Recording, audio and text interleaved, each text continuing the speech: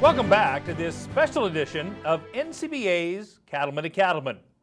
We're talking about keys to success in making hay with the experts from New Holland Agriculture. Let's get back to our discussion. Now that we move into the fall months and we're thinking about putting up this final cutting of hay, Jordan, what are some of the considerations we need to keep in mind? Well, first and foremost, it is the later cuttings, the final cuttings of the year.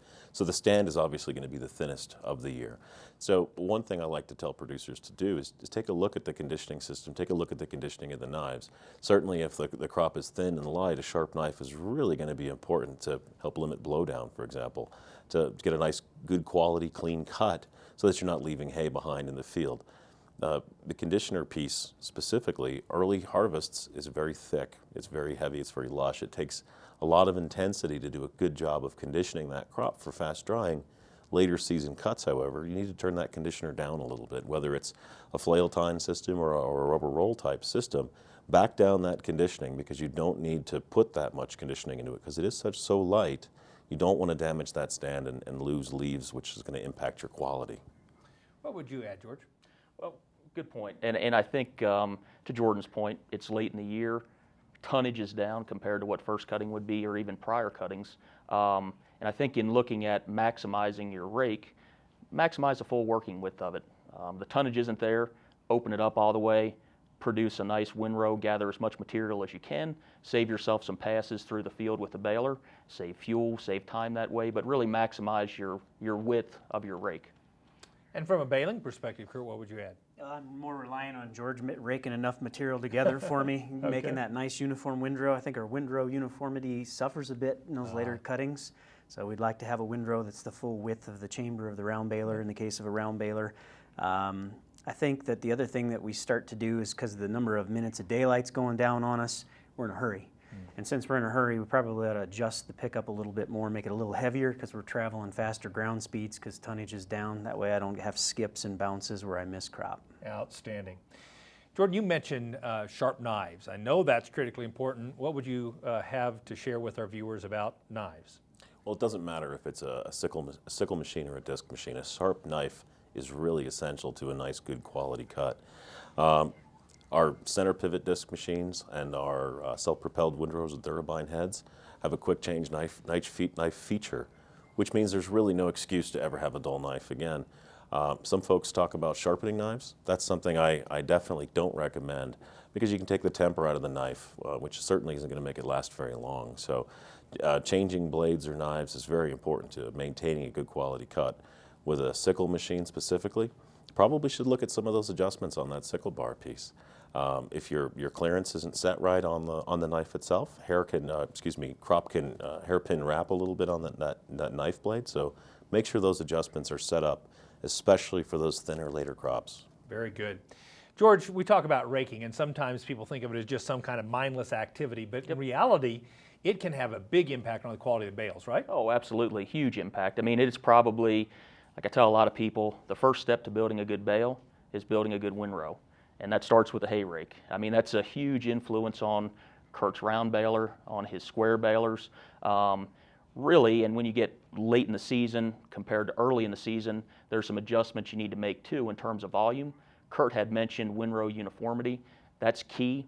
Windrow width is another big factor. So uniformity in shape, making sure that you're level and flat across the top, that's ideal. Width is another big factor, especially when it comes to round baling. If you want to produce consistent, dense, uniform-looking bales across the entire field, it's really key to make sure that your windrow width is set properly for the round baler that's going to be following that rake. As an example, if a customer's baling with a 4-foot wide round baler, if you can make a windrow that's 4 foot wide from edge to edge and it's uniform across the top, that's ideal. Then the man that's running the round baler can run straight down the windrow, build himself a uniform, well-built bale time and time again. If you can't do that and you get late into the season, you may not be able to make a windrow that's uniform across the top from left to right that's 100% the width of the bale chamber. So if you can make a windrow that's maybe 50% the width of the bale chamber and spend equal time on the left-hand side and right-hand side, you'll produce a nice uniform-looking bale.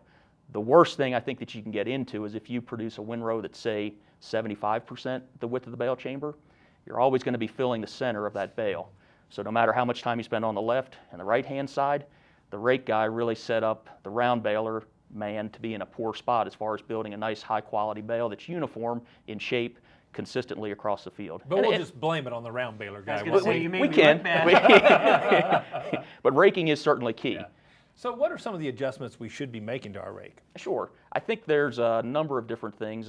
Looking at wheel rakes as an example, rake wheel flotation is pretty key. So ensuring that your flotation is uniform from front to back, from left side to right side, across the entire rake beam. If you have too little flotation, so the rake wheels are riding too heavy on the ground, you're going to have premature tine wear. You'll probably bring in dirt clods, rocks, etc. into the windrow. It's going to add to your tonnage, but it's not good tonnage. The cattle won't appreciate that. On the contrary, if you have too much flotation, the rake wheels won't completely engage the ground and bring that crop in to the windrow. So flotation is really key. I think another important factor is the rake arm angle. The steeper the angle that you have, or the wider the angle that you have on a wheel rake, the less raking efficiency you'll see. If you can kind of close up that angle and pull those wheels in more of a straight line, they'll turn more freely. You'll recognize greater raking efficiency as a result of that. Looking at rotary rakes as an example, ground speed and PTO speed are extremely important in terms of forming your windrow. And then the swath curtain adjustment as well to determine what size of a windrow needs to be produced in terms of crop volume and what baler is going to be following that rake. So we got a perfect windrow now, Kurt. So I'm going to ask you, as we think about that fall crop, what are some of the other considerations we need to keep in mind in terms of our baler? I thought you were going to ask me if we were going to make a perfect bale. We're going to try. Question. We're going to try. I'll set you up. Yeah, exactly. I think some of the big things is, like we mentioned before, having the pickup down there nice and tight against the ground.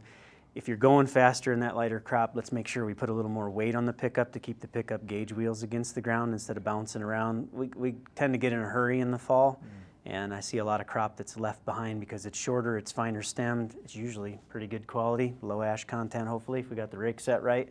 So you want to get it all, and that's one of the things that is not done a lot of times with customers. So any specific adjustments we should be thinking about as we not only put up hay, but maybe even corn stalks or bean stubble or what have you? Yeah, in the case of crop residues, because they're coarser materials rather than the fine stem grasses and alfalfas that we've been baling, you want to turn your density up. You'd like to, get a bale that's at least 8-9 pounds per cubic foot. That way, those bales, when they're set outside in the field, they're not wicking up water out of the ground because they squatted down and now they have, double the contact patch against the ground.